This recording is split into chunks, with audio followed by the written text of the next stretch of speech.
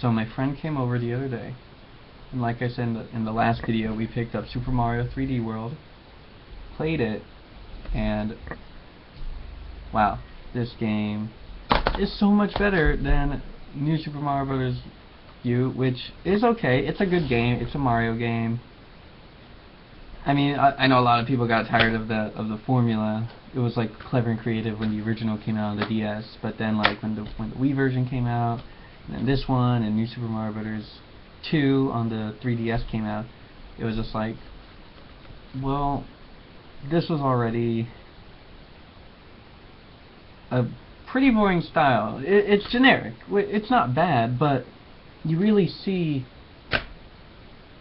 how boring polygons can be when you just go with what they would normally look like. If you think about the original Super Mario Brothers, and then 2 and 3 and then World, all four are sprite-based games, but they look so different from each other, and that makes it kind of cool. Like, you like how Mario looks in each one. Some of them he looks a little weird, some of them he has brown hands or whatever, and the other one he has blue.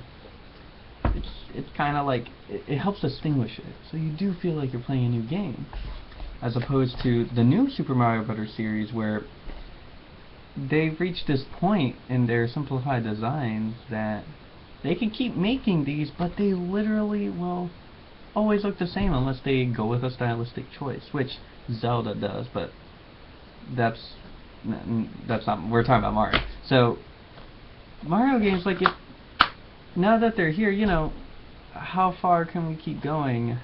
You really got to be more creative with the gameplay than the visual style at this point.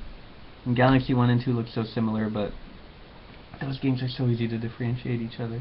But now we got Super Mario 3D World, which has a glare.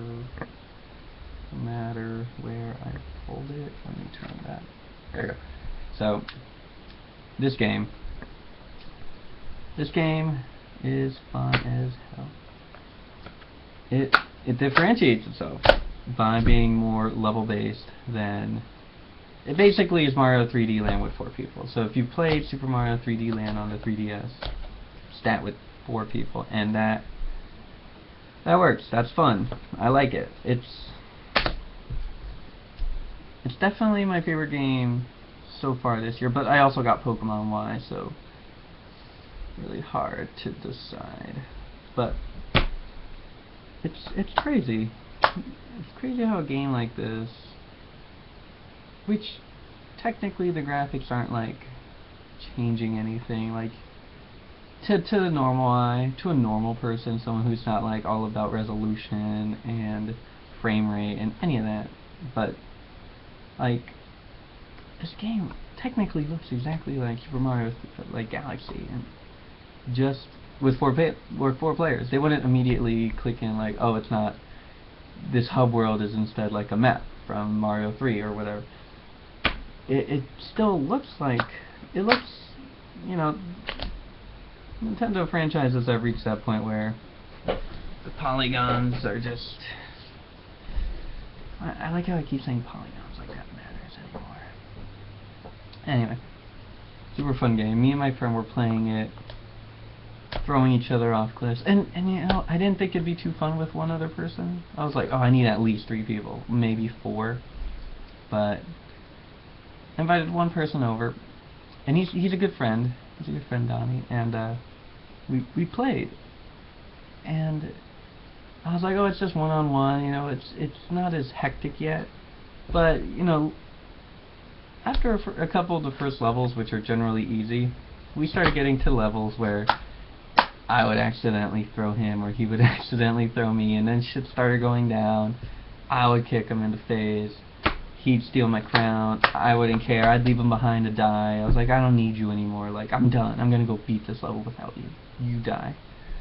And it got so fun, and I love that. I really like cooperative games. Or no, I don't like being cooperative in games, but I do like games that let you cooperate to play, if that makes any sense. Like, I like playing Halo and this game and Sonic 1 and 2, not like the later ones, not 2 and 3, because like one solo play. But I really like playing games with someone next to you, because you can like curse at them, you can tell them what's up, like you can laugh together. I really like that Nintendo still does that. Really do. You know, the question is, what next? You know, like I was mentioning before with Super Mario Brothers U, which whatever. You can keep making sequels, and you can add like a few new suits, but it does feel a little repetitive. You don't have style to distinguish you by, so you really got to rely strictly on gameplay. That makes it really hard. You have to have a really top team on your game if literally everything is the same, but like the level design. You know, luckily I played a little bit of this game and it's good. It's good. It's just,